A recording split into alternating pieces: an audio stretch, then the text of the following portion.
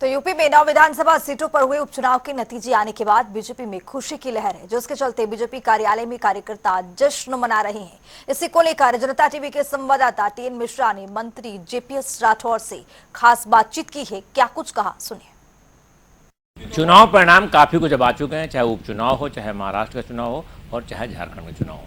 महाराष्ट्र की विजय भाजपा के लिए बहुत बड़ी विजय बताई जा रही है और यूपी में भी जो है उम्मीद से बेहतर परिणाम आए हैं, क्योंकि जितनी सपा दावा कर रही थी उससे ज़्यादा जो है सीटें भाजपा पा गई है। तो ये मैं मंत्री जेपीएस राठौर जी मेरे साथ हैं, मैं उन्हीं से जानूंगा इन परिणामों को कैसे देखते हैं। समाजवादी पार्टी के नेता, उनके राष्ट्रीय अध्यक्ष अखिलेश यादव जी जिस तरह से कह रहे थे पीडीए पीडीए पीडीए, तो जनता ने दिखा दिया कि असली पीडीए जो है भारतीय जनता पार्टी के साथ है। और पिछड़ा दलित तो पहले ही था, और कुंदरकी में जो अल्पसंख्यक समुदाय का लोग हैं, जनता है, उन लोगों ने भी दिखा दिया कि वो भारतीय जनता पार्टी के साथ हैं, उनकी नीतियों के साथ हैं।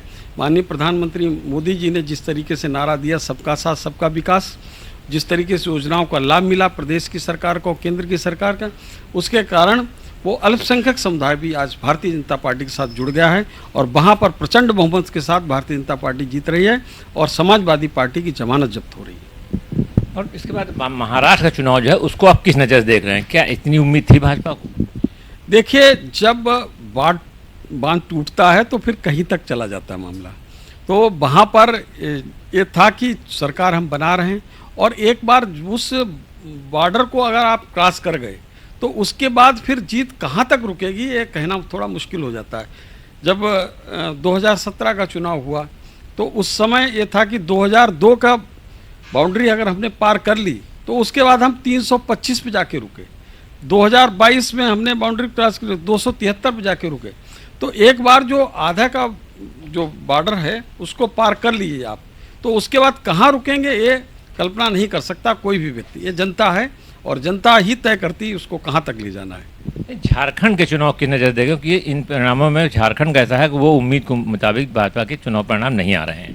देखिए, ऐसा है कि हर तरफ से कहीं न कहीं बहुत सी बातें होती हैं और झारखंड में भी अच्छा प्रयास हुआ, लेकिन झारखंड और मध्य प्रदेश का साथ साथ चुनाव हुआ तो पूरा ज़्यादा फोकस वहाँ पर रहा है।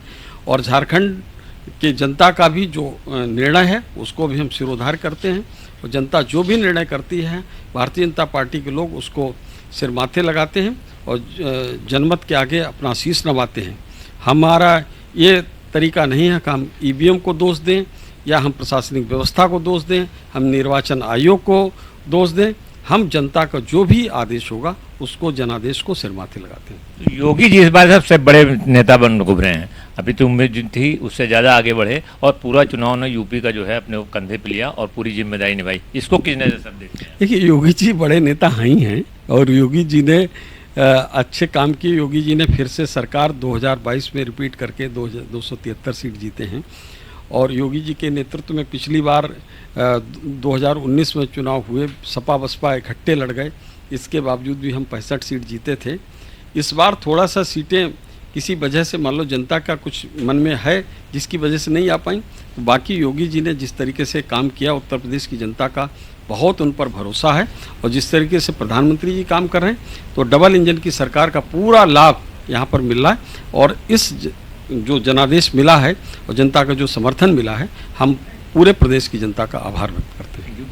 प्रधानमंत्री जेपीएस राठौर, जिनका सीधा कहना है कि ये जो जीत है ये जनता की जीत है और जनता ने पूरे रूप से भाजपा को अपना जनादेश दिया है। झारखंड के परिणाम पर उनका कहना है कि ये बात भी उनके जो है जनता की जीत ये है कि जनता ने जिसको चाहा चुना और उसको स्वीकार करते हैं। कहना पसंद रियाद के साथ टीएन मिश्रा, जनता टीवी, लखनऊ।